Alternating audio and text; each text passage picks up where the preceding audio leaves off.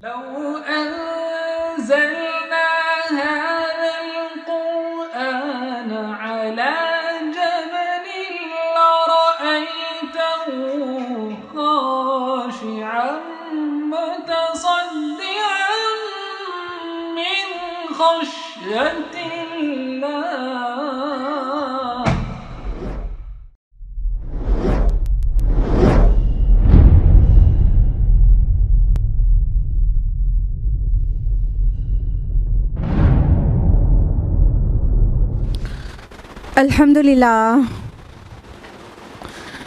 الحمدللہ رب العالمین والصلاة والسلام علی رسولہ الکریم وعلی آلہ واصحابہ اجمعین. اما بعد اعوذ باللہ من الشیطان الرجیم. بسم اللہ الرحمن الرحیم.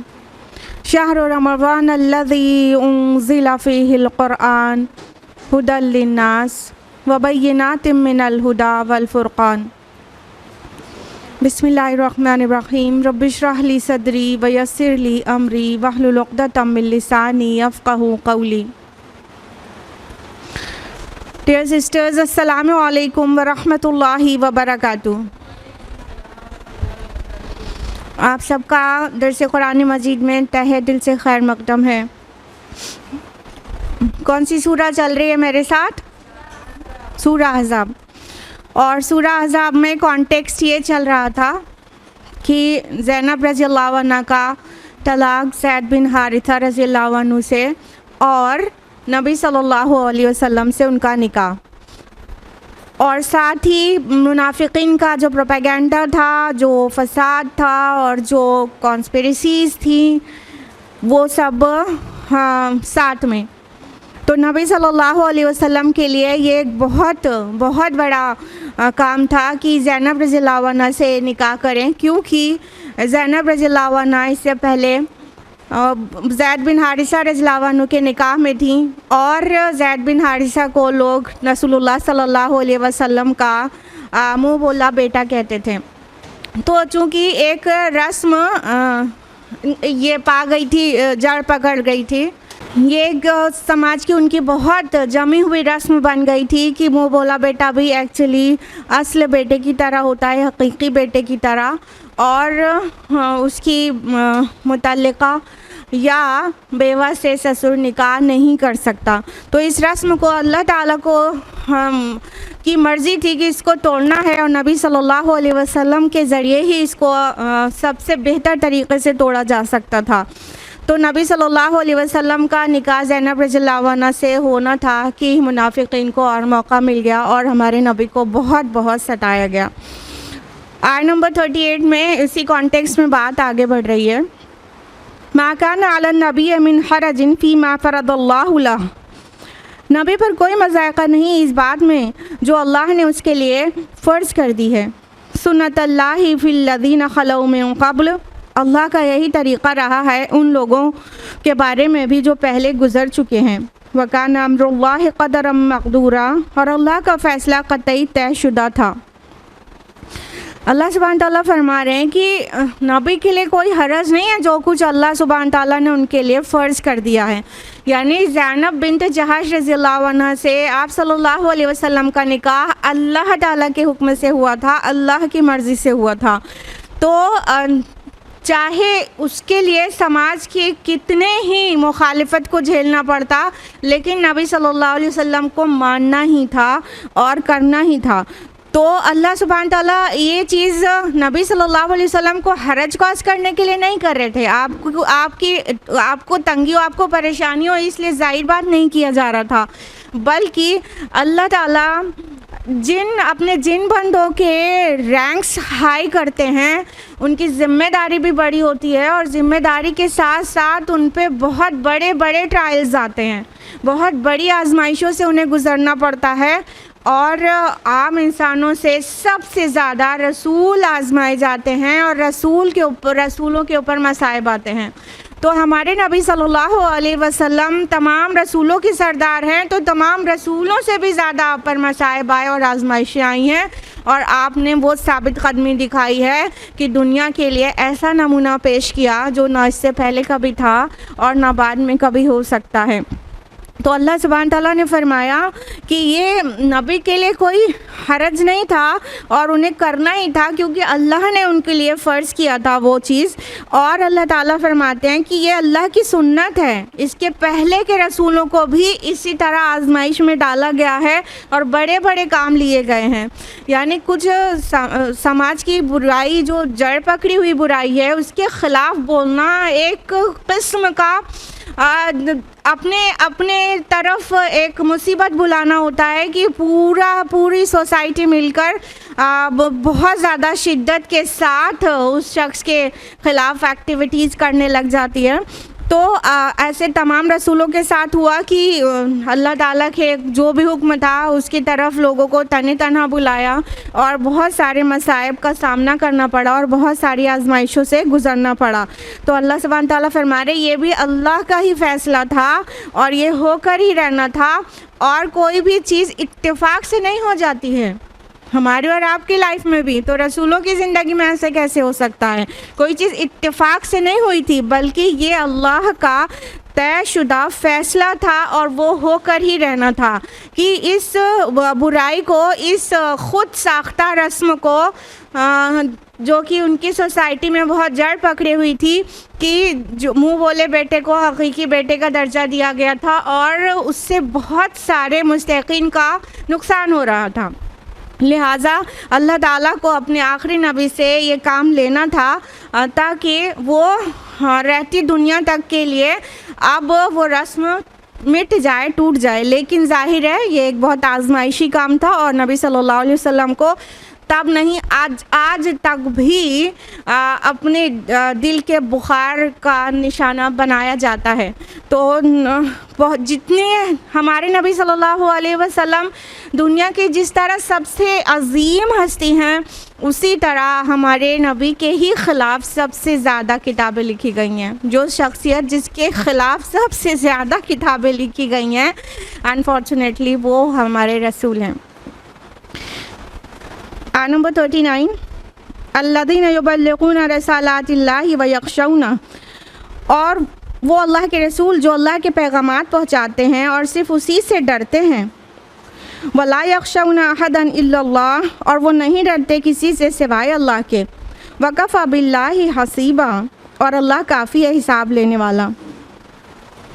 اللہ سبحانہ تعالیٰ نے آگے فرمایا کہ باقی جو بھی رسول ہو رہے ہیں، نبی رہے ہیں، وہ سب اللہ کے پیغامات پہنچاتے ہیں، چاہے جتنے سماج کی طرف سے انہیں مخالفت جھیلنی پڑے اور چاہے جتنی آزمائشیں آئیں، لیکن وہ پیغام رسانی کرتے ہیں. اور جو بھی اس میں پریشانیاں آتی ہے اس میں ثابت قدم رہتے ہیں اور رہتے ہوئے وہ کام کرتے ہیں، اور لومۃ لائم یہ کام کرتے، کسی ملامت کرنے والے کی ملامت سے نہیں ڈرتے ہیں اور صرف اللہ سے ڈرتے ہیں. تو یہ رسولوں کا بھی اگزامپل یہاں پر پیش کیا گیا ہے کہ ہر رسول کے ساتھ ایسے آزمائشی چیزیں ہوتی ہیں اور ہر رسول نے لومۃ لائم کام کیا ہے. اور مومنین کی بھی تعریف کرتے ہوئے قرآن میں دیگر جگہ پر یہ کہا گیا ہے کہ وہ ملامت کرنے والوں کی ملامت سے نہیں ڈرتے ہیں.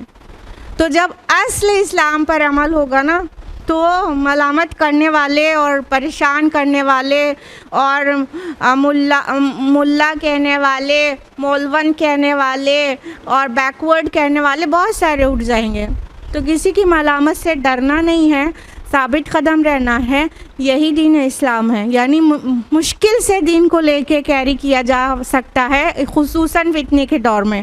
اور نبی صلی اللہ علیہ وسلم جب مبعوث ہوئے تھے، وہ تو پورا کا پورا ایام الجاہلیہ تھا، ایک دم ہدایت تھی نہیں اور بہت ہی اندھیرے کا دور تھا اور جہالت کا دور تھا.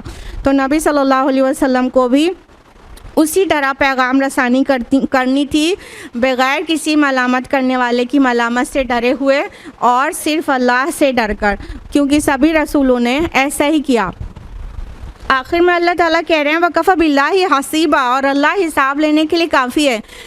یہاں پر حسیب جو لفظ آیا ہے، یہ اس کا معنی تو حساب لینے والا ہوتا ہے، لیکن کچھ مفسرون نے اس کو نصیر کے معنی میں بھی لیا ہے کہ اور اللہ مدد کرنے کے لیے کافی ہے.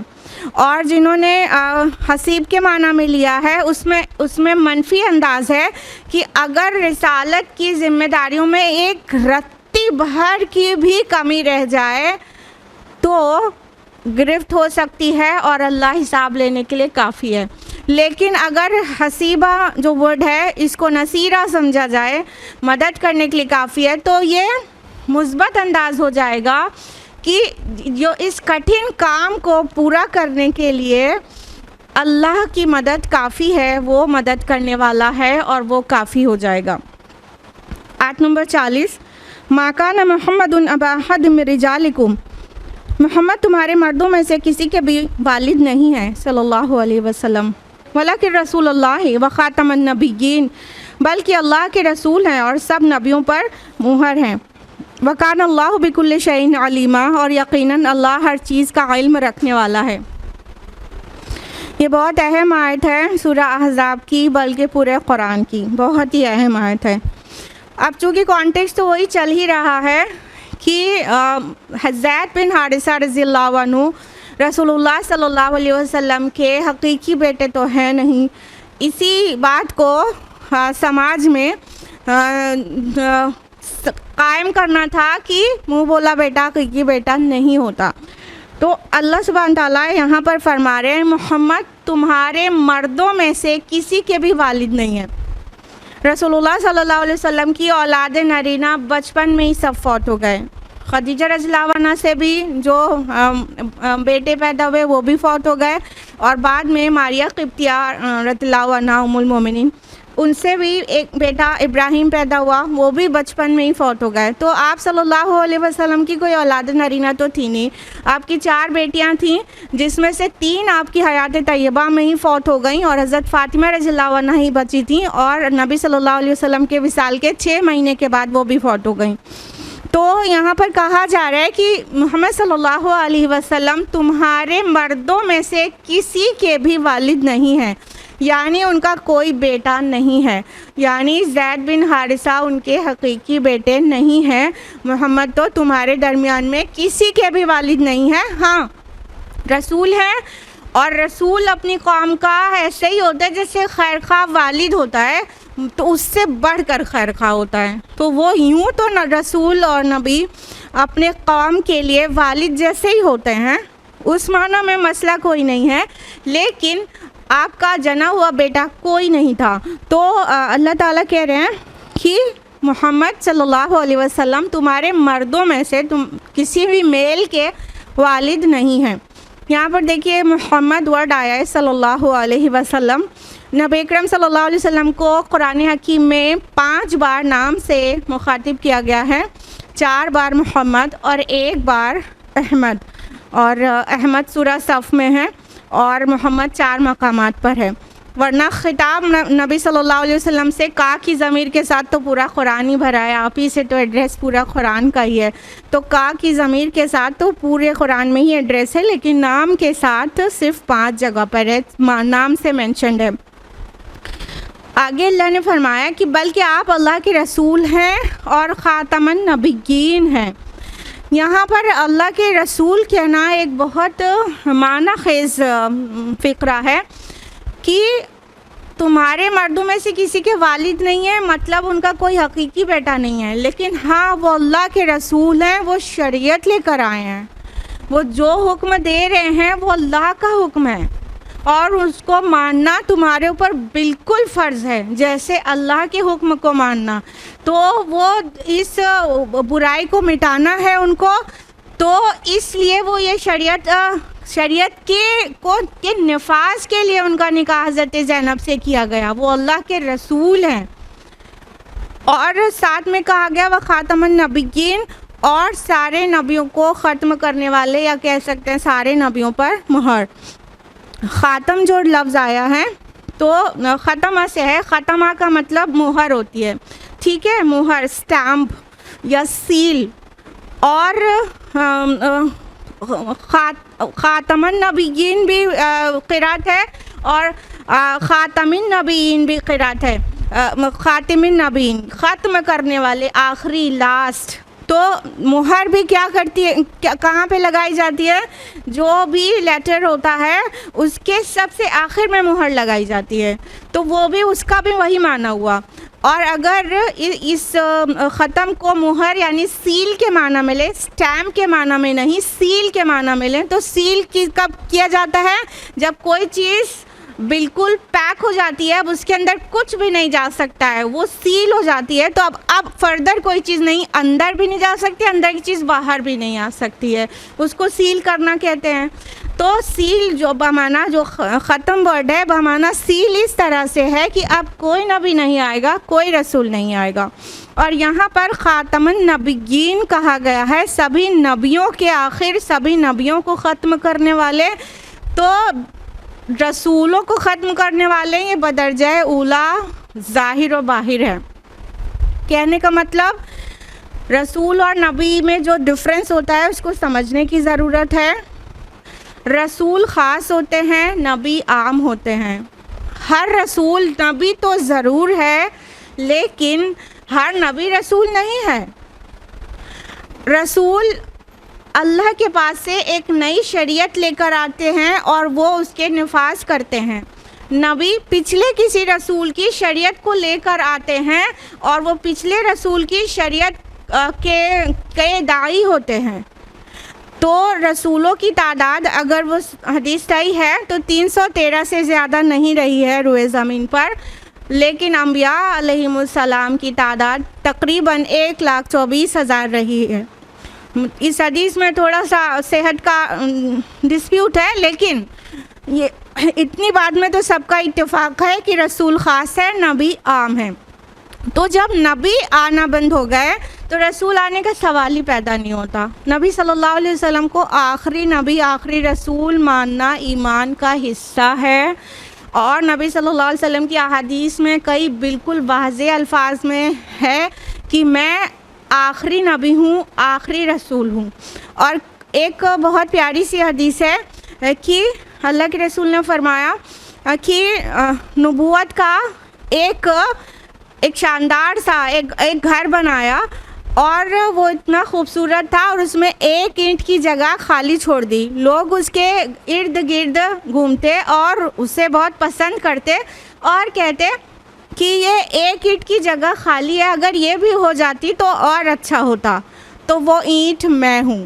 نبی صلی اللہ علیہ وسلم نے نبوت کو ایک گھر سے مثال سے سمجھایا کہ ایک اینٹ بچی تھی. جب تک نبی صلی اللہ علیہ وسلم مبعوث نہیں ہوئے تھے تو سمجھ لیجئے ایک بہت عالیشان عمارت کمپلیٹ نہیں ہوئی تھی, اس میں ایک نقص تھا, کمی تھی. اور نبی صلی اللہ علیہ وسلم کے مبعوث ہونے کے بعد وہ عمارت مکمل ہو گئی. اب اس میں ایک اینٹ تو کیا ایک ذرے برابر کا بھی انٹری پاسبل نہیں ہے. تو یہ بھی حدیث صحیح ہے.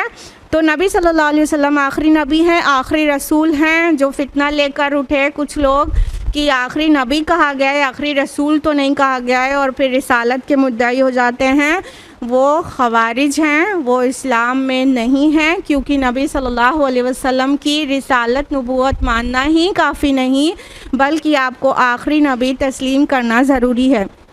اب سوال یہ ہے کہ یہ بات یہاں پر کیوں آ رہی ہے؟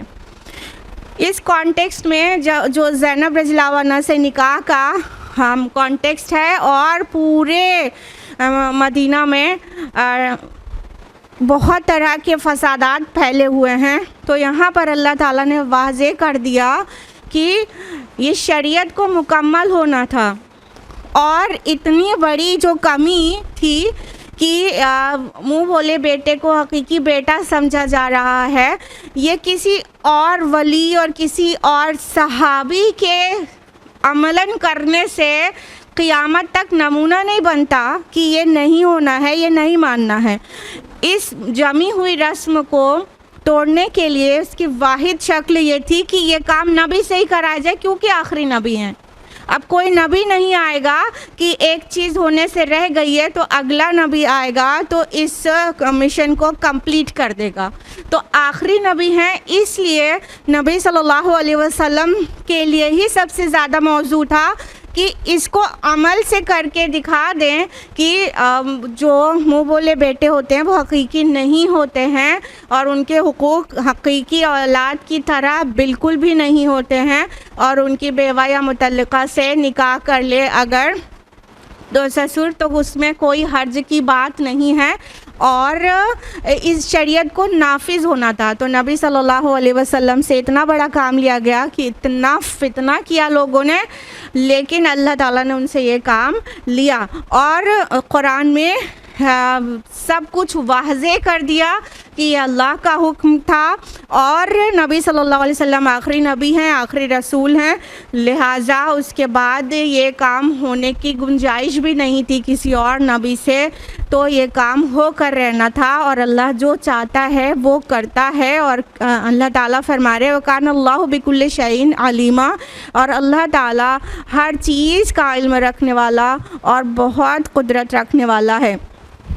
تو کہنے کا مطلب کہ یہ جو کچھ کیا گیا ہے، لوگوں کو عجیب لگ رہا ہے نا، یہ جو کچھ کیا گیا ہے علم کی بنیاد پر کیا گیا ہے، اور ایسے ویسے علم کی بنیاد پر نہیں، بِكُلِّ شَيْءٍ عَلِيمًا، اللہ تعالیٰ ہر چیز کا علم رکھتا ہے، یعنی اسے پتہ ہے نا کہ کوئی رسم کو کیسے توڑنا ہے اور کس کے ذریعے کیا کام لینا ہے، اور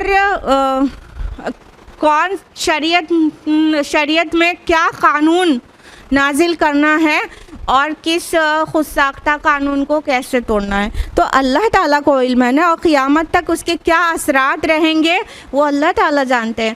اگر وہ چیز نہیں توڑی جاتی تو آج بہت سارے مستحق کا حق زائل ہوتا، انفیکٹ جو لوگ قرآن پر اور اللہ پر رسول پر ایمان رکھنے کے بعد بھی منہ بولے اولاد کو اپنی برابر کے اولاد سمجھ کے ان کو پراپرٹی وغیرہ میں برابر سے حصہ دیتے ہیں، یہ سب اللہ کے باغی ہیں۔ یہ منع کریں، آپ جن کو بھی جانتے ہو ان کو منع کریں کہ یہ کرنے کی چیز نہیں ہے۔ ٹو دی میکزیمم 1/3 دیا جا سکتا ہے وارثین کے علاوہ، باقی میراث میں وارثین کا ہی حق ہے اور کسی کا نہیں۔ وارثین سورہ نساء میں بیان کیے جا چکے ہیں۔ آیت نمبر 41، یا ایھا الذین آمنوا اذکروا اللہ ذکرا کثیرا، اے اہل ایمان اللہ کا ذکر کیا کرو کثرت کے ساتھ، وسبحوہ بکرۃ واصیلا، اور صبح و شام اس کی تسبیح کرتے رہو۔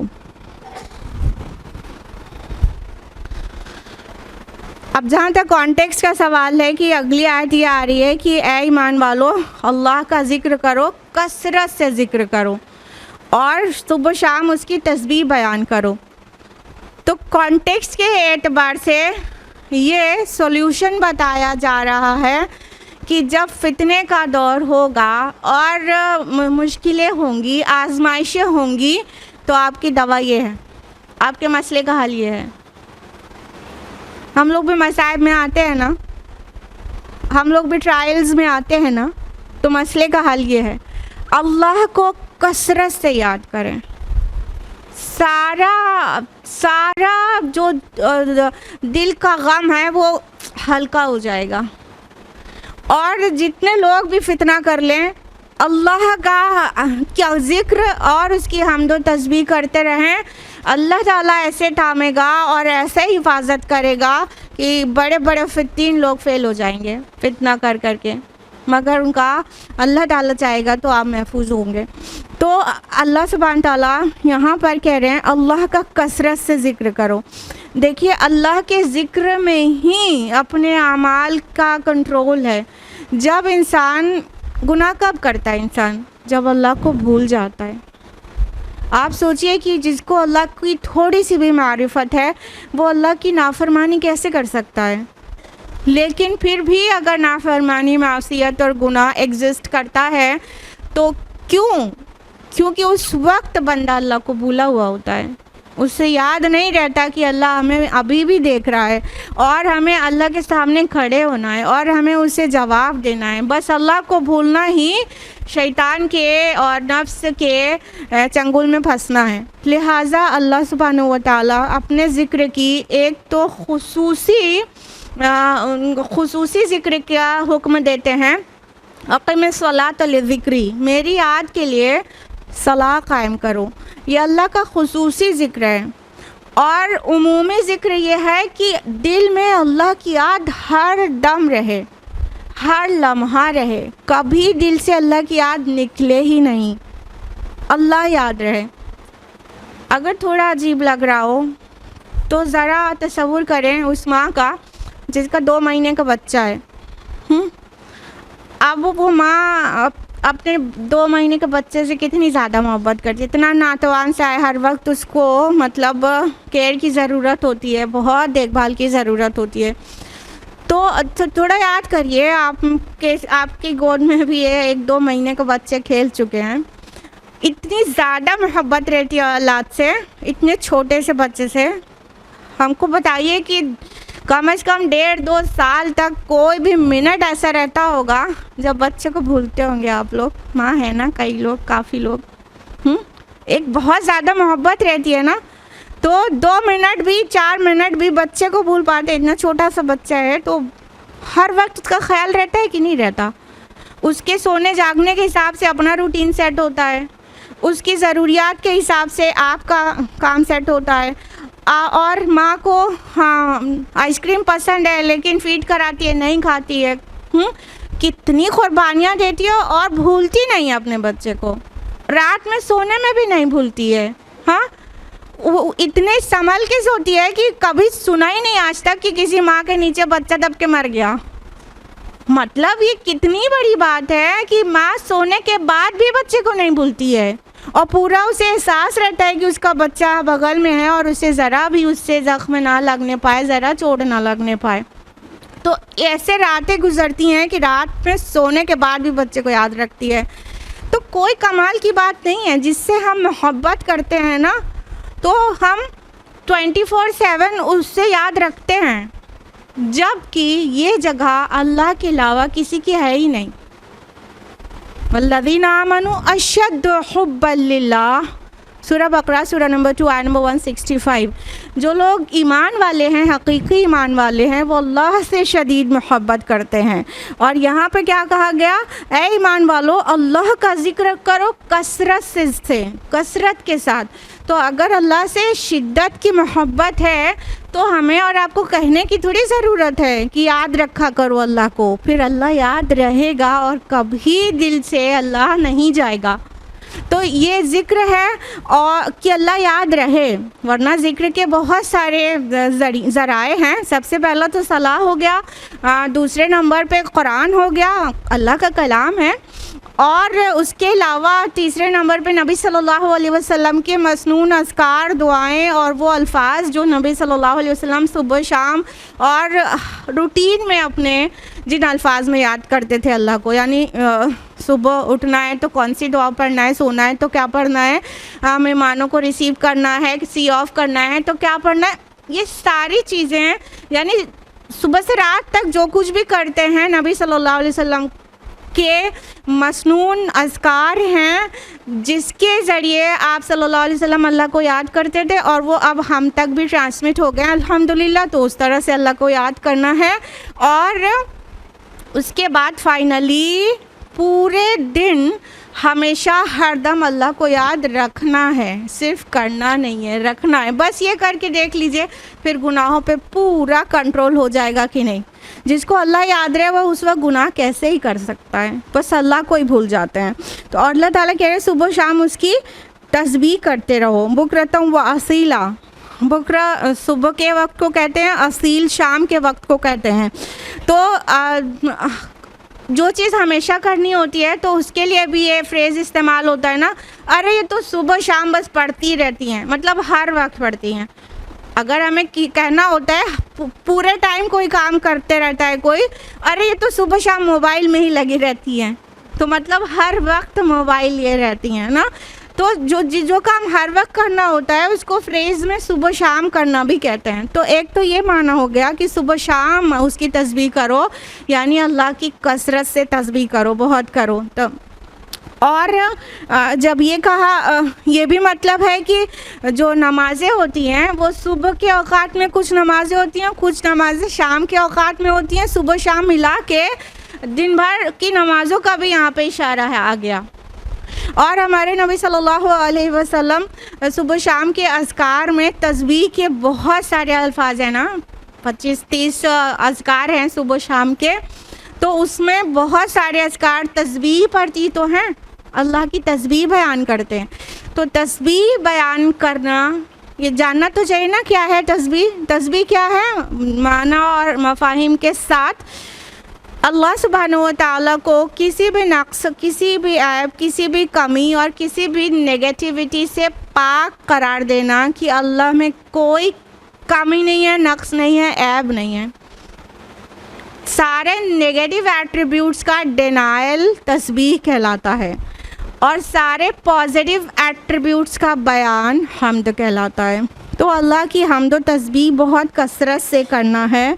اور تسبیح کی ایک صورت یہ بھی ہوتی ہے کہ اپنے زبان حال سے بیان کر رہا ہوتا ہے کوئی چیز۔ انسان خود بھی اتنا بیوٹیفل ہے اور اتنا امیزنگ ہماری باڈی ورک کرتی ہے، ہر ایک آرگنس، تو وہ اپنے آپ میں تسبیح ہے۔ اب ہمیں چاہیے کہ ہم اپنے دل، اپنی زبان سے بھی اللہ کی تسبیح بیان کریں۔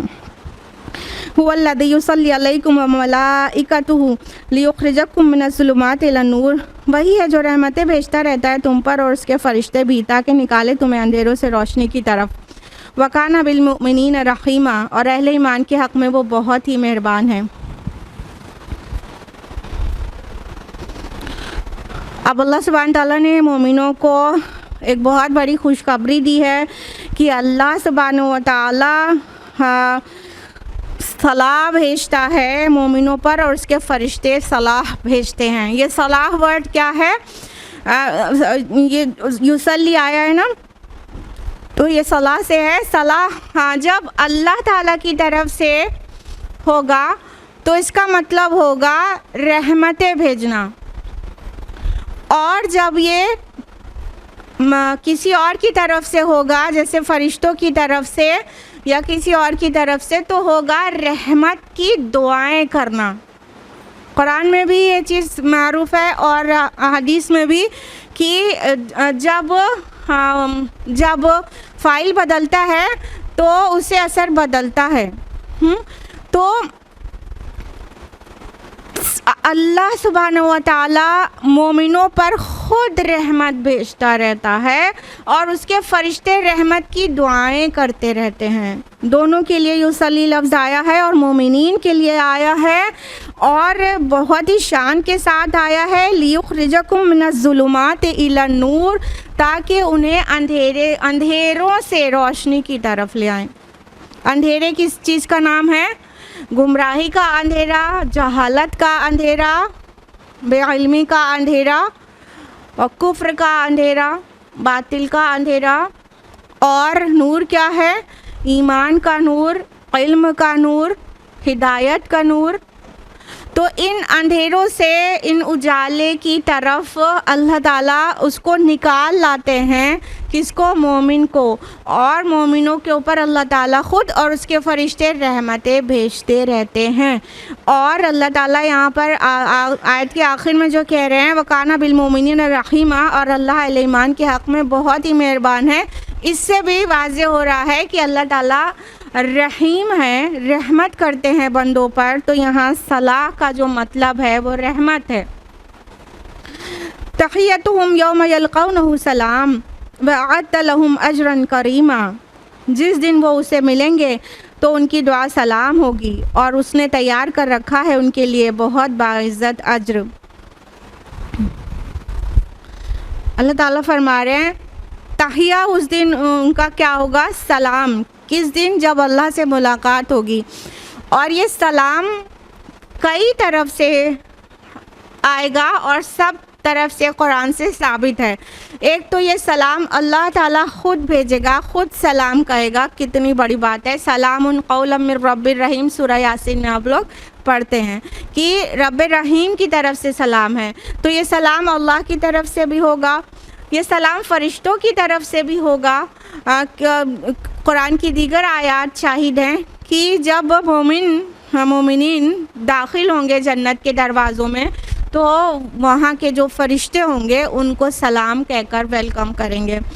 اور یہ بھی ثابت ہے سورہ یونس کی آیت سے کہ مومنین آپس میں جب جنت میں ایک دوسرے سے ملاقات کریں گے تو وہ لوگ بھی سلام ایک دوسرے کو کریں گے. تو وہاں کا جو گریٹنگ ہے وہ سلام ہے. اور ہم لوگ کتنے مزے سے گڈ مارننگ گڈ ایوننگ کرتے ہیں نا, وہ سب یہیں کا گریٹنگ ہے. اور سلام جنت کا گریٹنگ ہے. تو اور سب لوگ سلام کریں گے, اللہ تعالیٰ بھی, فرشتے بھی اور مومنین بھی ایک دوسرے کو سلام کریں گے. اور سلام کیا ہے؟ باقی جو دوسرے مذاہب کے جو گریٹنگز ہیں اس کا وہ دیکھیے اتنے معنی خیز بالکل بھی نہیں ہے, لیکن اسلامک گریٹنگ جو ہے سلام وہ ایک دعا ہے, سلامتی کی دعا ہے. تم رہو, تم خیریت سے رہو, تم جیو, تم سلامت رہو, تم باحفاظت رہو, تم پہ کوئی غم نہ آئے, تم پر کوئی تکلیف نہ آئے. مطلب سلامتی تو بہت بڑا ورڈ ہے نا. تو سلام کرتے ہیں تو دعا دیتے ہیں. تو اس دن کا جو گریٹنگ ہوگا, اللہ سے ملاقات کا گریٹنگ جو ہوگا وہ سلام ہوگا. اور اللہ تعالیٰ نے فرمایا کہ ان کے لیے بہت اجر اکٹھا کر رکھا ہے, اجرن کریمہ, یعنی عزت کے ساتھ دیا جانے والا اجر, نہ کہ صدقے طفیل میں دیا جانے والا. عزت کے ساتھ, کریم جو وہ لفظ آ گیا اس سے پتہ چل رہا ہے بہت عزت کے ساتھ ان کو ان کے اعمال کا بدلہ اللہ کی رحمت کے ساتھ ملے گا اور وہاں پہ شادمان ہو جائیں گے مومنین. یا ایھا النبی انا ارسلناک شاہدا ومبشرا ونذیرا, اے نبی صلی اللہ علیہ وسلم یقیناً ہم نے بھیجا آپ کو گواہ بنا کر, بشارت دینے والا بنا کر اور خبردار کرنے والا بنا کر. وداعیا الی اللہ باذنہ وسراجا منیرا, اور اللہ کی طرف بلانے والا اس کے حکم سے اور ایک روشن چراغ. یہ 2 آیات میں نبی صلی اللہ علیہ وسلم کے 5 اوصاف بیان ہوئے ہیں. اب اللہ تعالیٰ ایڈریس کر رہے ہیں ڈائریکٹ اپنے نبی کو. یا ایھا النبی, اے نبی, انا ارسلناک, بے شک ہم نے آپ کو بھیجا, شاہدن, گواہ بنا کر, ومبشرن, اور بشیر بنا کر, خوشخبری دینے والا بنا کر, ونذیرن, اور آگاہ کرنے والا بنا کر, وارنر بنا کر. 3 ایٹریبیوٹس یہاں پہ بیان ہوئے. اللہ سبحانہ و تعالیٰ نے نبی صلی اللہ علیہ وسلم کو ان اوصاف سے متصف بھیجا ہے. نمبر 1 شاہد. شاہد کس کو کہتے ہیں؟ شہادت دینے والے کو, یعنی گواہی دینے والے کو. تو نبی صلی اللہ علیہ وسلم کو گواہی دینے والا بنا کر بھیجا گیا ہے. کس چیز کی گواہی؟ کئی اسپیکٹ سے سمجھنا چاہیے اس کو. ایک تو کہ اللہ کے ایک ہونے کی گواہی دیتا ہے نبی. تو ہمارے نبی اللہ کی توحید کی گواہی دی, حق کی گواہی دی, باطل کے باطل ہونے کی گواہی دی, حلال کے حلال ہونے کی, حرام کے حرام ہونے کی گواہی دی. تو یہ حق اور باطل کو فرق کیا. تو اس چیز کی گواہ بنے کہ اللہ ایک ہے اور ان کے ساتھ جو کتاب آئی ہے اور خود رسول وہ حق ہیں. اس چیز کی گواہی بیسیکلی ہر رسول دیتا ہے. اس کے علاوہ نبی صلی اللہ علیہ وسلم گواہ بنیں گے روز آخرت کہ انہوں نے ہم اللہ کے پاس سے جو پیغام ریسیو کیا تھا وہ پہنچا دیا کہ نہیں. تو تبلیغ کی گواہی آخرت میں دینی ہوگی ہر نبی کو, اور ہمارے آخری نبی کو کہ پہنچا دیا تھا کہ نہیں. تو اس طرح بھی نبی صلی اللہ علیہ وسلم گواہ ہیں, شاہد ہیں, اور یہ شہادت کی بہت بھاری ذمہ داری جو آپ کے شولڈر پر ڈالی گئی تھی وہ یقیناً 23 سال کی مشقت شاقہ کے بعد آپ نے بحسن خوبی اسے نبھا دیا ہے. اور اتنا ہی نہیں, جب پہنچا دیا تھا تو خطبہ حجۃ الوداع کے موقع پر نبی صلی اللہ علیہ وسلم نے صحابہ سے بھی گواہی لے لی تھی. اللہ حل بلغت, کیا میں نے تمہیں نہیں پہنچا دیا؟ تو سارے صحابہ نے یک زبان ہو کر کہا تھا کہ قد اننا نشہد قد بلغت و ادیت و نصحت، ہم شہادت دیتے ہیں کہ آپ نے یقیناً آپ پہنچانے کا حق ادا کر دیا، حق خیرخواہی ادا کر دیا، حق نصیحت ادا کر دیا۔ تو صحابہ نے بھی گواہی دے دی تھی، یعنی اتنا نبی صلی اللہ علیہ وسلم کے اوپر پریشر تھا کہ میرے پاس جو پیغام آئے وہ بے کم و کاست میں پہنچا چکا ہوں کہ نہیں ان سے یہاں گواہی لے لوں تاکہ مجھ سے آخرت میں گواہی مانگی جائے گی، تو میں اس گواہی کو بھی بطور شہادت پیش کروں گا کہ انہوں نے ایون ایڈمٹ کیا تھا کہ میں نے پہنچا دیا ہے۔ تو اتنی بڑی ذمہ داری تھی نبی صلی اللہ علیہ وسلم کی کہ آپ شاہد ہیں۔ اور ومبشراً، اور خوشخبری دینے والے کن لوگوں کو؟ جو لوگ مان لیں، جو مان لیں، ایمان لے آئیں، ان کے لیے خوشخبری ہے جنت کی اور اللہ کی رضا کی۔ ونذیراً، اور آگاہ کرنے والے، انذار کرنے والے، وارننگ دینے والے کن لوگوں کو؟ جو نہیں مانے، کہ ان کے لیے دائمی عذاب ہے۔ تو اس طرح 3 ایٹریبیوٹس نبی صلی اللہ علیہ وسلم کے اس آیت میں بیان کیے گئے، اور اگلی آیت میں فرمایا وداعیاً الی اللہ، اور اللہ کی طرف بلانے والے، بِإِذْنِ، اس کی اجازت سے، اس کی مرضی سے، اس کے حکم سے، اور سراجا منیرا، اور روشن چراغ۔ 2 ایٹریبیوٹس یہاں ہیں، داعی الی اللہ اور روشن چراغ۔ تو اللہ سبحانہ تعالیٰ کے نبی صلی اللہ علیہ وسلم اللہ کی طرف بلانے والے تھے، داعی تھے، لیکن عام داعی اور نبی میں زمین آسمان سے زیادہ کا فرق ہوتا ہے۔ عام داعی اللہ کی طرف سے اپوائنٹڈ نہیں ہوتا، وہ نبی صلی اللہ علیہ وسلم کے مشن کو لے کے آگے بڑھتا ہے، لیکن اللہ کی طرف سے اپوائنٹڈ نہیں ہوتا، اس کی ذمہ داری اتنی زیادہ نہیں ہوتی۔ لیکن نبی رسول اللہ کی طرف سے اپوائنٹڈ ہوتے ہیں، اللہ کے حکم سے انہیں ایک ذرا سی بھی کوتاہی کے بغیر پیغام کو پہنچانا ہوتا ہے۔ تو نبی صلی اللہ علیہ وسلم اللہ کی طرف بلانے والے تھے، بِإِذْنِهِ، اس کے اذن سے، اس کے حکم سے، اس کے سینکشن سے۔ سنایا جا رہا ہے ان سبھی کو جو نبی صلی اللہ علیہ وسلم کو کے اوپر تانا زنی کر رہے ہیں اور آپ کو تکلیف پہنچا رہے ہیں، تو اللہ تعالیٰ فرما رہے ہیں کہ اللہ کے اذن سے داعی ہیں، اللہ کی مرضی سے اللہ کے پیغام کو پہنچا رہے ہیں، اپنا لکھا ہوا کچھ لے کے نہیں آ گئے اور اپنے نفسانی خواہشات کی طرف تم کو نہیں بلا رہے، اللہ کی طرف بلا رہا ہے، اللہ کی مرضی سے بلا رہے ہیں۔ اور سراج منیرا، سراج کہتے ہیں لیمپ کو، چراغ کو، دیے کو، جس کے روشن ہونے کے بعد اندھیرا چھٹ جاتا ہے اور روشنی ہو جاتی ہے۔ منیر کہتے ہیں چمکتی ہوئی چیز کو۔ جب سراج بھی کہا گیا، منیر نور سے ہے، جب سراج بھی کہا گیا اور منیر بھی کہا گیا تو نہایت چمکتا ہوا چراغ ہوا اس کا مطلب۔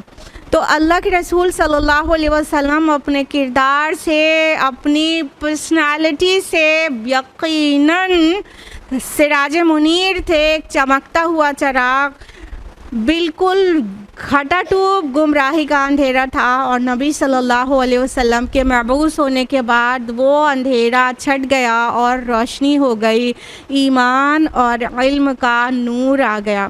تو آپ صلی اللہ علیہ وسلم کی پوری پرسنالٹی، پوری شخصیت ایک سراج منیر کی مانند تھی، ایک چمکتے ہوئے چراغ کی مانند تھی، جو چراغ آج تک لوگوں کے دلوں کو جگمگا رہا ہے ایمان سے۔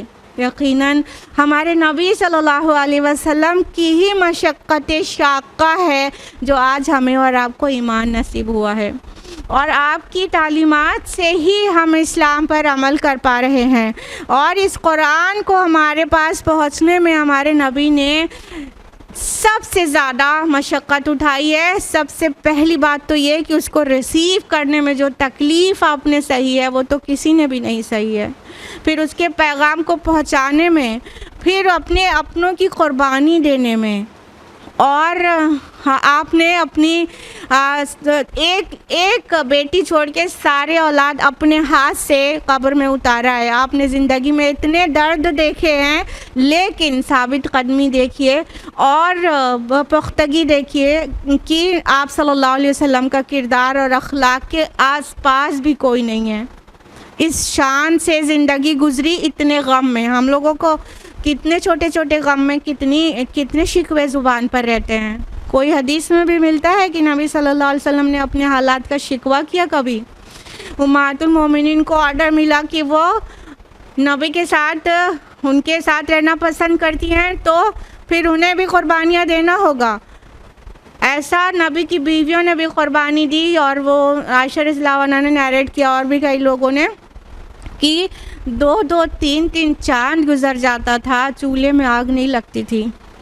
اور نبی صلی اللہ علیہ وسلم کی تھرو آؤٹ لائف دن میں 2 وقت کا کھانا کبھی نہیں بنا. جب کبھی بنا ایک بار کا بنا. ہم لوگوں کا فیشن کتنا ہوا جا رہا ہے, کھانے کے ٹائم وہ نمبر آف ٹائمز بڑھتے ہی چلے جا رہے ہیں. پہلے 1 بار کھایا جاتا تھا, پھر 2 بار کھایا جانے لگا, پھر 3 بار, اب 4 بار. اب تو کچھ لوگ تو کہتے تھوڑی تھوڑی دیر میں بس کچھ کھاتے ہی رہو.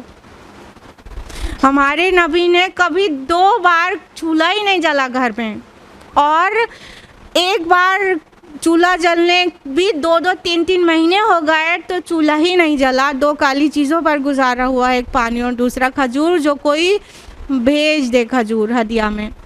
اس طرح سے مشقت شاقہ کے ساتھ نبی صلی اللہ علیہ وسلم نے پیغام رسانی کا کام کیا ہے. یوں ہی اللہ تعالیٰ نے نبی کو اتنا بڑا حق نہیں دے دیا کہ ہمارے اپنے نفس سے زیادہ ہمیں محبوب ہونا چاہیے, ہمیں اپنی اولاد سے زیادہ محبوب ہونا چاہیے, ہمیں اپنے والدین سے زیادہ محبوب ہونا چاہیے.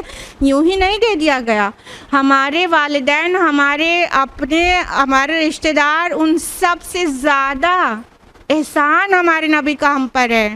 اس لیے ہمیں ان سے اتنی محبت کرنی چاہیے کہ آپ نے جو گمراہی کے اندھیرے میں ایمان اور علم کی شمع جلائی ہے, اس میں جو قربانیاں دی ہیں وہ ہم اور آپ اپنی جانیں دے دے کے بھی اس کا حق ادا کر ہی نہیں سکتے. یہی وجہ ہے کہ صحابہ کی سائیکالوجی یہ تھی کہ نبی صلی اللہ علیہ وسلم کو اتنی اچھی طرح پہچانتے اور ان کے احسانات کو اتنی اچھی طرح محسوس کرتے تھے کہ ان کا بات کرنے کا انداز یہ تھا کہ کوئی بات کہنا ہوتا نارمل بات تو کہتے میرے ماں باپ آپ پر قربان یا رسول اللہ, اس کے بعد اپنی بات کہتے.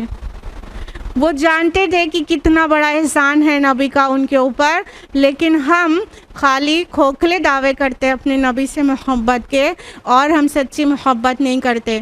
ضرورت ہے علم کی, سیرت کی کتابیں پڑھیں تو آپ کو بھی صحیح والا اور اچھا والا محبت انشاءاللہ ہو جائے گی. آپ کو پتہ چلے گا کہ نبی کے کتنے احسان ہیں, تب جا کے آج ہم کہیں ہدایت پر ہیں.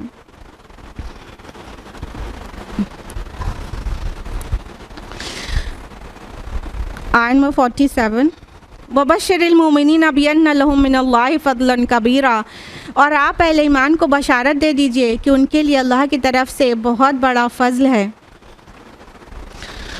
اب نبی صلی اللہ علیہ وسلم کی جو بشیر ہونے کی صفت بیان کی گئی تھی, یہ اس کا اگزامپل ہے کہ جو لوگ نبی پر ایمان لائے تو ان کو تو خوشخبری دینے کے لیے کہا گیا, تو آپ بشیر بن جائیے اور انہیں خوشخبری دے دیجئے کہ اللہ تعالیٰ کی طرف سے ان کے لیے بہت بڑا فضل ہے. دیکھیے, ایک ہوتا ہے اجر, دوسرا ہوتا ہے فضل. اجر ثواب یا اجرت, یہ کیا ہوتا ہے کسی عمل کے بدلے میں ملتی ہے, ٹھیک ہے. لیکن فضل کیا ہے؟ فضل سرپلس ہے, بونس ہے.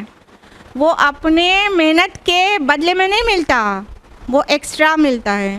تو اللہ تعالیٰ کی طرف سے جو کچھ بھی ملے گا وہ ایکچولی اجر نہیں ہوگا, فضل ہوگا. کیونکہ دنیا میں بھی ہم کہاں سے کون سا رائٹ لے کے آئے ہیں کہ ہمیں کچھ دیا جائے؟ ہمارا کون سا برتھ رائٹ ہے؟ اللہ کی مخلوق ہے, جو دے دے اس کا فضل ہے. اور آخرت میں بھی ہمارے اعمال کا بدلہ نہیں ہوگا کہ ہم جنت جیسی عالی شان جگہ پر رہیں. اعمال اتنے اچھے نہیں اور نہ ہی اتنے دن آزمایا گیا ہم کو, تو جنت بھی اللہ کا فضل ہی ہے.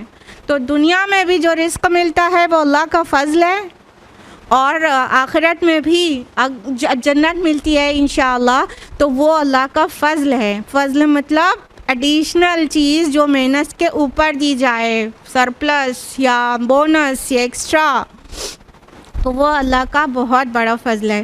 وَلَا تُطِعِ الْكَافِرِينَ وَالْمُنَافِقِينَ وَدَعْ أَذَاهُمْ وَتَوَكَّلْ عَلَى اللَّهِ، اور آپ ان کافروں اور منافقوں کی بات کو دھیان نہ دیں اور ان کی ایذا رسانی کو نظر انداز کریں اور اللہ پر توکل کریں. وَكَفَى بِاللَّهِ وَكِيلًا، اور اللہ کافی ہے آپ کے لیے مددگار کے طور پر. اب یہاں پر نذیر کی جو نبی صلی اللہ علیہ وسلم کی صفت بیان کی گئی تھی آیت نمبر 45 میں، اس کے پیچھے جو لوگ ہیں ان کا ذکر ہے کہ یہ جو کافرین ہیں نا اور منافقین ہیں نا، یہ آپ کو بہت ایذا رسانی کر رہے ہیں، آپ ان کی بات پر دھیان نہ دیں. یہاں ولا تطیع الکافرین آیا ہے نا، تطیع اطاعت سے ہے، اور اطاعت صرف اس کو فرما برداری کو نہیں کہتے ہیں، قرآن میں ہی اس کی مثالیں موجود ہیں، اور اہل عرب بھی اس کو اس وے میں بھی استعمال کرتے تھے جس پہ دھیان نہ دیا جائے، جس کو نظر انداز کر دیا جائے، اس کو بھی کہتے تھے کہ اس بات پہ آپ اہمیت نہ دیں اس کو. تو فرمایا وَلَا تُطِعِ الْكَافِرِينَ وَالْمُنَافِقِينَ، نبی صلی اللہ علیہ وسلم کفار اور منافقین کی اطاعت کب کرتے تھے؟ فرما برداری. یہاں پہ وہی آپ دھیان نہ دیں، کیپ اٹ لائٹ. تو اللہ تعالیٰ فرما رہے ہیں کہ آپ ان کی ایذا رسانی کو دھیان نہ دیں، آپ اللہ پر توکل کریں. یعنی کیسا ستایا تھا ہمارے نبی کو ان منافقین نے، کتنا ستایا تھا. آپ سمجھ لیجئے 5 ہجری کو پڑھیے پورا، اور غزوہ احزاب کے متعلق تو ہم نے بتایا درس میں. آپ سیرت کی کتابوں میں غزوہ احزاب والا چیپٹر پڑھیے، آپ کو لگے گا کہ اس معصوم انسان کو اتنا ستایا گیا ہے جس سے کوئی خطا نہیں ہوئی، جو انسانیت کی ہدایت کا حریص ہے، جو آگ سے بچانا چاہتا ہے، اور اس کی ساری کوششیں اسی کے لیے ہیں کہ بس لوگ آگ سے بچ جائیں. اس کو اتنا ستایا گیا ہے، تو پھر ہم اور آپ کو کوئی ستائے تو کیا ہی بڑی بات ہے. دین کے راستے میں ہم لوگ تو گناہ گار بھی ہیں. تو اللہ سبحانہ تعالیٰ کہہ رہے نہیں، آپ ان کی ایذا رسانی کو بس اوور لک کریے، اور آپ کے لیے اللہ تعالیٰ کافی ہے. آپ اللہ پہ توکل کریے، اللہ تعالیٰ تو آپ کے لیے بہت کارساز ہونے کے لیے کافی ہے. اللہ تعالیٰ کارساز ہے. یا ایھا الذین آمنوا اذا نکحتم المؤمنات ثم طلقتموہن من قبل ان تمسوہن، اے اہل ایمان جب تم مومن خواتین سے نکاح کرو پھر انہیں طلاق دے دو اور اس سے پہلے کہ انہیں چھو. فما لکم علیہن من عدۃ تعتدونہا، تو تمہاری طرف سے ان پر کوئی عدت لازم نہیں ہے جس کی تم انہیں گنتی کراؤ. فمتعوہن وسرحوہن سراحا جمیلا، پس انہیں کچھ دے دلا کر بڑی خوبصورتی سے رخصت کر دو.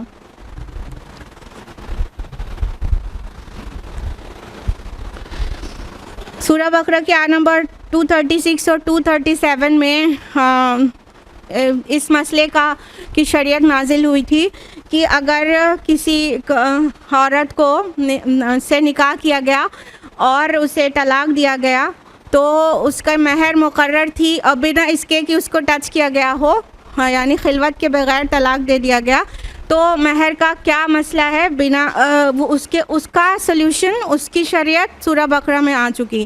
یہاں پر اس عورت کی عدت کے متعلق حکم آ رہا ہے کہ اگر تم کسی سے نکاح کرو لیکن خلوت اختیار کیے بغیر تم طلاق دے دو، تو پھر تم عدت کو ایکسپیکٹ مت کرو. کیونکہ عدہ پیریڈ کس لیے ہے کہ اگر پریگننسی ہو تو ظاہر ہو جائے.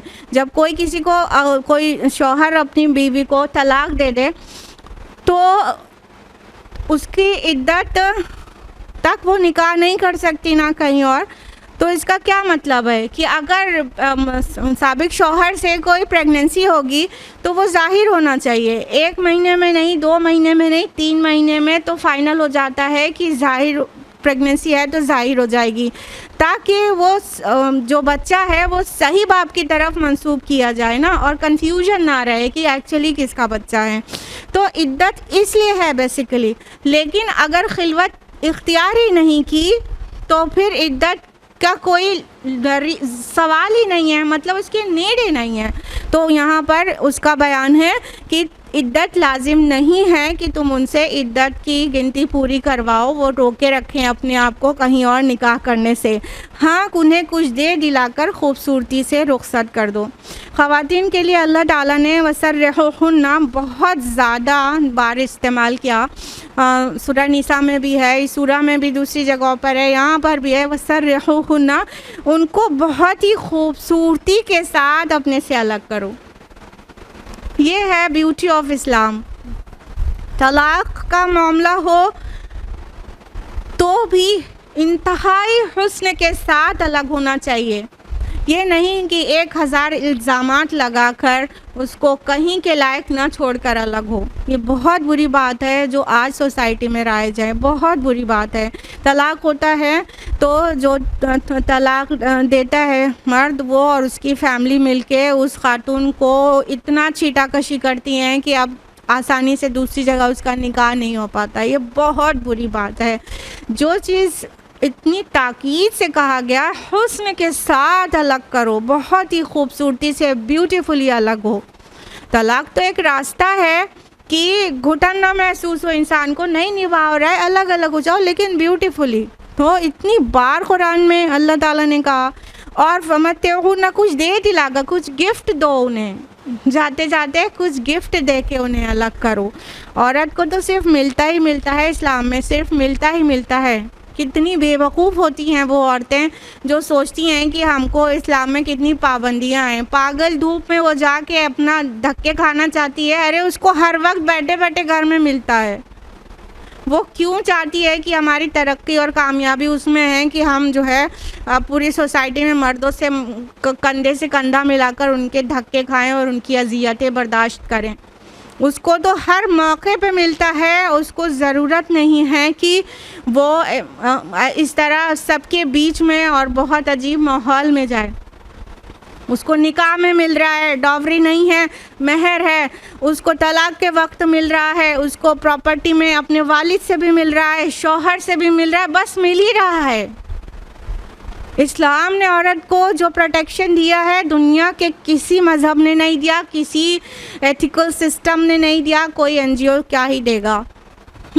یہ اسلام نے پروٹیکشن عورت کو دیا ہے کہ وہ بہت فائنینشلی اسٹرانگ ہے اسلام میں، اور کہیں تو اس کی عزت ہی نہیں ہے۔ ویسٹرن کلچر کو ہم فالو کرتے پھرتے ہیں اور بہت شان سمجھتے ہیں۔ ویسٹرن کلچر میں تو عورت سے کہا جاتا ہے کہ جب بڑی ہو گئی ہو اپنے سے کماؤ، چاہے فادر تمہارا پریسیڈنٹ کیوں نہ ہو کنٹری کا، اپنے سے کماؤ، اپنا خرچہ اپنے سے نکالو۔ یہ حالت ہے۔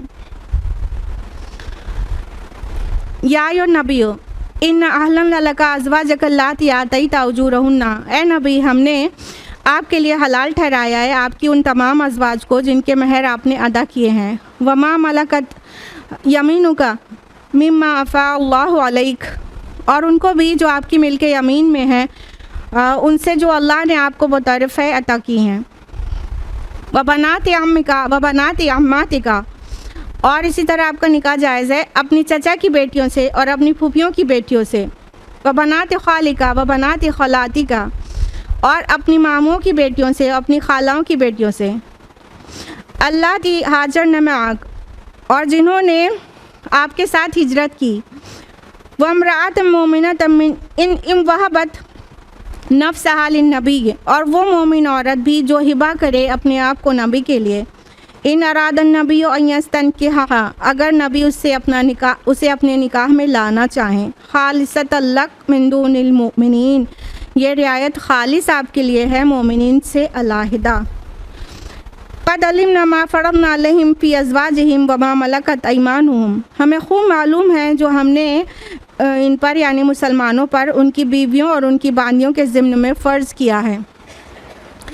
لکی لیکون علیک حرج، تاکہ آپ پر کوئی تنگی نہ رہے۔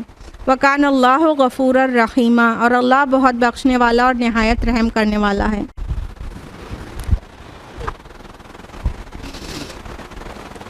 اب نبی صلی اللہ علیہ وسلم کو کئی ریلیکسیشن دیے جا رہے ہیں کیونکہ آپ بہت بڑے مشن پر تھے اور آپ کو کسی قسم کا حرج اور تنگی اور ٹائٹنس نہ فیل ہو اور آپ فری مائنڈ سے اپنے مشن کے لیے لگے رہیں۔ تو کہا گیا اللہ تعالیٰ کی طرف سے کہ اے نبی ہم نے آپ کے لیے حلال ٹھہرایا ہے آپ کی ان تمام ازواج کو جن کے مہر آپ نے ادا کیے ہیں، یعنی جو بھی عورتوں سے آپ نے نکاح کیے مہر دے کے وہ سب آپ کے لیے حلال تھیں۔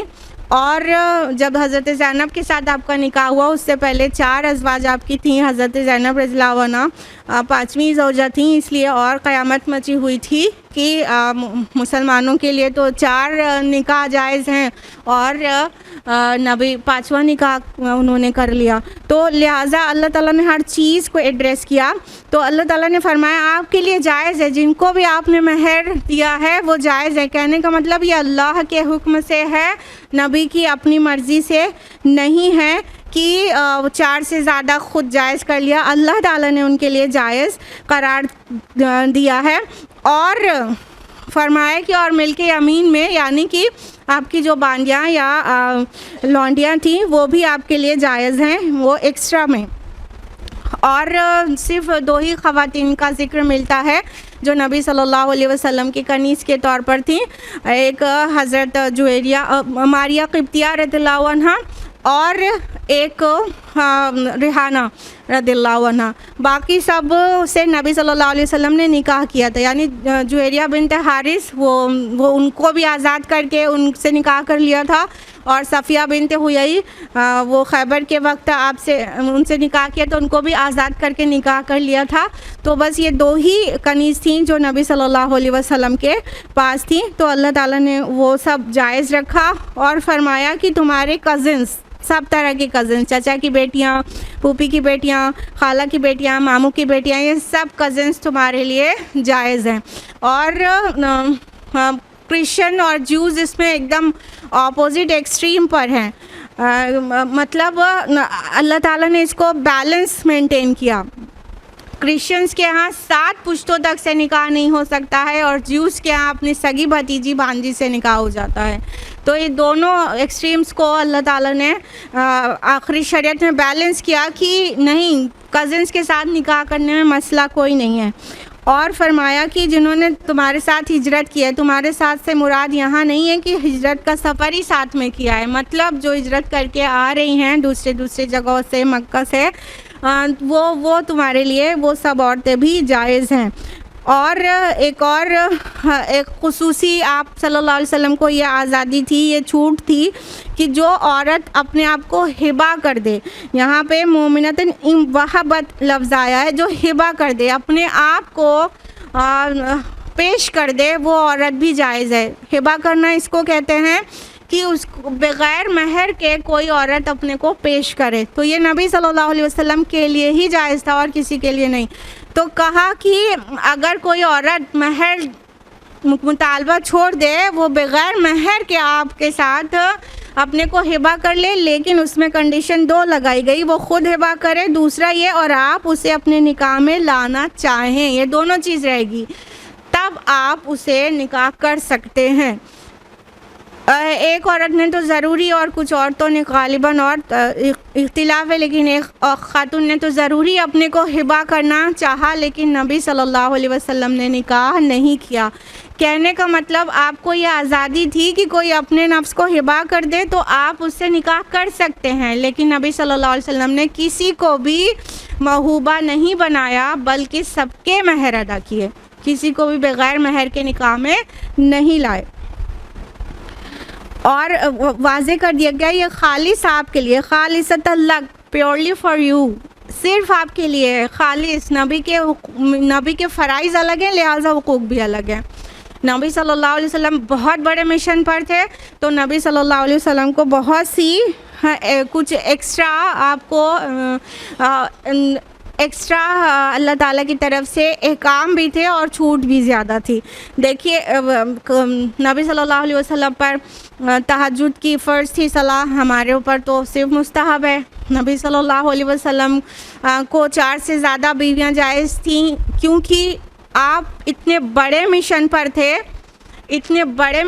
تھے کہ کئی کئی ایسپیکٹ سے آپ کو کئی نکاح کرنے پڑے، کئی سوشل ریفارم کے لیے، کچھ پولیٹیکل میٹرز کے لیے، کئی قبیلوں سے تعلقات اچھے ہو گئے، جیسے کہ یہود کے قبیلہ جویریہ اور صفیہ رضی اللہ عنہما سے نکاح کر کے یہود کے ساتھ تعلقات اچھے ہو گئے تھے، اور کئی دشمن قبیلوں سے تعلقات اور نکاح سے اچھے ہو گئے۔ ام حبیبہ رضی اللہ عنہ سے نکاح کرنے کے بعد ابو سفیان کبھی پھر سامنے نہیں آیا۔ اصل میں اس دور میں یہ ہوتا تھا کہ جس قبیلے میں کوئی نکاح کرتا تھا تو وہ اس گھر کا ہی داماد نہیں ہوتا تھا، وہ پورے قبیلے کا داماد ہوتا تھا، تو اب پھر کوئی بھی اپنے داماد سے نہیں لڑتا تھا۔ تو کتنے ہی مطلب سوشل ریفارم اور کتنے ہی معاشرتی اصلاحات اس طرح سے ہوئی ہیں کہ نبی نے جس قبیلے میں نکاح کر لیا تو ان کے ساتھ تعلقات اچھے ہو گئے۔ اس کے علاوہ نبی صلی اللہ علیہ وسلم کو کئی بیویاں نصیب کر کے قیامت تک کی عورتوں کو علم پہنچانا تھا کہ جو چیز ایک مرد نبی نہیں کر سکتا وہ عورت ہی اب ایگزامپل سے کر کے پیش کر سکتی ہے، اور نبی کے پاس ہر عمر کی، ہر ذہنی صلاحیت کی، ہر طرح کی خواتین تربیت پائیں۔ اور کچھ ایک چیزیں صرف بیوی کو سکھایا جا سکتا اور کسی کو نہیں سکھایا جا سکتا، تو ہر ذہنی صلاحیت، استعداد اور عقل و شعور اور عمر کی خواتین کے ساتھ آپ کا نکاح ہوا، جس سے نبی کا علم بیویوں سے ہوتے ہوئے امت کی عورتوں تک پہنچا۔ لہٰذا نبی صلی اللہ علیہ وسلم کو کئی ایسی چیزیں جائز تھیں جو باقیوں کو، مسلمانوں کو نہیں ہے۔ اسی کو آیت کے آخر میں کہا گیا کہ تاکہ آپ پر کوئی تنگی نہ رہے، کوئی حرج نہ رہے۔ نبی صلی اللہ علیہ وسلم بڑے مشن پر تھے، کسی کو اتنی بڑی ذمہ داری ملی ہے کیا دنیا میں؟ کسی کو بھی نبی کے برابر ذمہ داری نہیں ملتی ہے، تو آپ کو بہت طرح سے کام کرنا تھا، تو آپ کو کچھ ایکسٹرا کنسیشنز بھی تھے۔ اور فرمایا کہ ہمیں خوب معلوم ہے کہ ہم نے ان پر، ان کی بیویوں اور ان کی بانیوں کے ضمن میں کیا فرض کیا، یعنی مسلمانوں کو کیا ضرورت ہے وہ اللہ کو معلوم ہے، اس کے حساب سے ان کی شریعت ہے، ان کے لیے قوانین ہیں، اور نبی کو کیا ضرورت ہے اللہ کو معلوم ہے۔ اور تاکہ نبی کو کوئی تنگی نہ رہ جائے کہ مطلب کسی کام کو، کسی مشن کو پورا کرنے میں آپ کو مشکل پیش آ رہی ہے، تو اللہ تعالیٰ نے کئی ریلیکسیشنز نبی صلی اللہ علیہ وسلم کو بڑھا کر دیے۔ آیت نمبر 51، ترجی من تشاء منہن وتؤوی الیک من تشاء، اور آپ ان میں سے جن کو چاہیں پیچھے ہٹائیں اور جس کو چاہیں اپنے قریب جگہ دیں۔ ومن ابتغیت ممن عزلت فلا جناح علیک، اور جن کو آپ نے دور کر دیا تھا ان میں سے کسی کو دوبارہ قریب کرنا چاہیں تو آپ پر کوئی حرج نہیں۔ ذالک ادنیٰ ان تقر اعینہن ولا یحزن ویرضین بما آتیتہن کلہن، یہ زیادہ قریب ہے اس سے کہ ان کی آنکھیں ٹھنڈی رہیں اور وہ رنجیدہ نہ ہوں، اور وہ سب کی سب راضی رہیں اس پر جو بھی آپ انہیں دیں۔ واللہ یعلم ما فی قلوبکم وکان اللہ علیما حلیما، اور اللہ خوب جانتا ہے جو کچھ تمہارے دلوں میں ہے، اور اللہ ہر چیز کا علم رکھنے والا بہت بردبار ہے۔ نبی صلی اللہ علیہ وسلم کو یہ بھی چھوٹ تھی کہ آپ چاہیں تو ازواج میں بالکل برابری نہ بھی کریں، تھوڑا کسی کی باری میں کمی بیشی کر لیں، لیکن نبی صلی اللہ علیہ وسلم نے اس چھوٹ کو لیا بھی نہیں، تب بھی تمام ازواج میں بالکل مساوات برتا، اور کسی کو بھی باری کے خلاف نہیں ملاقات کرتے تھے، یہاں تک کہ کبھی ضرورت پڑی جیسے اب آپ کی زندگی کے آخر میں تو اجازت لے کے عائشہ رضی اللہ عنہ کے پاس اپنے کمزوری، بیماری کا کچھ دن آپ نے عائشہ رضی اللہ عنہ کے حجرے میں گزارا ہے، لیکن ساری بیویاں جتنی تھیں سب سے اجازت لے کے۔ تو اللہ تعالیٰ نے تو یہ چھوٹ دی تھی کہ آپ چاہیں تو کسی کو کم کریں، کسی کو زیادہ، کسی کو دور کریں تو پھر واپس قریب کر لیں، آپ کو مسئلہ نہیں۔ کیونکہ نبی صلی اللہ علیہ وسلم اگر خانگی زندگی میں بہت زیادہ الجھے رہیں گے، ٹینشن میں رہیں گے، تو بڑے کام متاثر ہوں گے نا. تو آپ کو اجازت دی گئی تھی، لیکن آپ نے چونکہ اس کو نہیں استعمال کیا، اس اجازت کو، اور سب کے درمیان مساوات کیا، تو کیا ہوا کہ امہات المومنین کے دل اور ٹھنڈے ہو گئے اور وہ اور شکرانے سے رہنے لگی کہ مطلب اللہ کے رسول نے ان کے درمیان پوری مساوات برتی، انصاف سے کام لیا سب کا. عصر کے بعد آپ ساری ازواج کے گھر تھوڑی تھوڑی دیر ملاقات کے لیے جاتے تھے، اور رات کی جس کی باری ہوتی تھی اس کی، اور سفر میں جس کا قرعہ نکلتا تھا جس کے نام کا اس کو لے کے جاتے تھے. اس طرح سے مساوات برتا اللہ کے رسول نے. تو اس کا فائدہ کیا ہوا کہ ازواج مطہرات اور زیادہ خوش اور زیادہ مطمئن اور زیادہ سکون سے رہنے لگیں کہ چھوٹ ملنے کے بعد بھی کسی کو مؤخر و مقدم نہیں کیا گیا. جب عورت گھر میں جھگڑالو نہیں ہوتی ہے، سکون سے رہنے دیتی ہے، تو مرد باہر بہت پروڈکٹیو ہو جاتا ہے. یہ سب کے گھروں میں ہوتا ہے. پھر رسول کا مشن تو اتنا بڑا مشن ہے، اب گھر میں گھریلو الجھنوں میں رہتا ہے تو باہر کا کام اس کا متاثر ضرور ہوتا ہے مرد کا. تو اس لیے گھر کی طرف سے اللہ نے کافی ریلیکسیشن دیا، لیکن نبی صلی اللہ علیہ وسلم نے پھر بھی عدل کا دامن نہیں چھوڑا، بلکہ آپ صلی اللہ علیہ وسلم بے اختیار یہ دعا کرتے تھے کہ اے اللہ جو کچھ میرے اختیار میں ہے میں اس میں برابر سے تقسیم کیا ہے، لیکن جو چیز میرے اختیار میں نہیں ہے اس کے لیے مجھے نہ پکڑنا. یعنی دل کے اندر کسی کی محبت زیادہ ہو اور کسی کی کم، تو یہ اختیار سے باہر کی چیز ہے، اتنا چلے گا. لیکن دینے میں، لینے میں، ان کے ساتھ برتاؤ کرنے میں، اس میں پورا انصاف نبی صلی اللہ علیہ وسلم نے کیا. تو اللہ تعالیٰ فرماتے ہیں کہ تمہارے دلوں میں جو کچھ ہے وہ اللہ تعالیٰ جانتے ہیں، اور اللہ تعالیٰ علم رکھنے والے بھی ہیں اور حلیم بھی ہیں. وَلَا يَحِلُّ لَكَ النِّسَاءُ مِن بَعْدِ وَلَا أَن تُبَدَّلَ بِهِنَّ مِنْ أَزْوَاجٍ. اور اب اس کے بعد اور عورتیں آپ کے لیے حلال نہیں، اور نہ ہی آپ ان میں سے کسی کی جگہ کوئی دوسری بیوی لے آئیں. وَلَوْ أَعْجَبَكَ حُسْنُهُنَّ، اگرچہ ان کا حسن آپ کو اچھا لگے. إِلَّا مَا مَلَكَتْ يَمِينُكَ، سوائے اس کے جو آپ کی مملوکہ ہو. وَكَانَ اللَّهُ عَلَى كُلِّ شَيْءٍ رَقِيبًا، اور اللہ ہر چیز پر نگراں ہے. چونکہ امہات المومنین نے بھی عظیم مثال قائم کی تھی یونٹی کی اور نبی کے لیے قربانیوں دینے کی، تو اللہ تعالیٰ نے حکم دیا کہ اب اس کے بعد آپ کے لیے اور عورتیں حلال نہیں ہیں، جائز نہیں ہیں.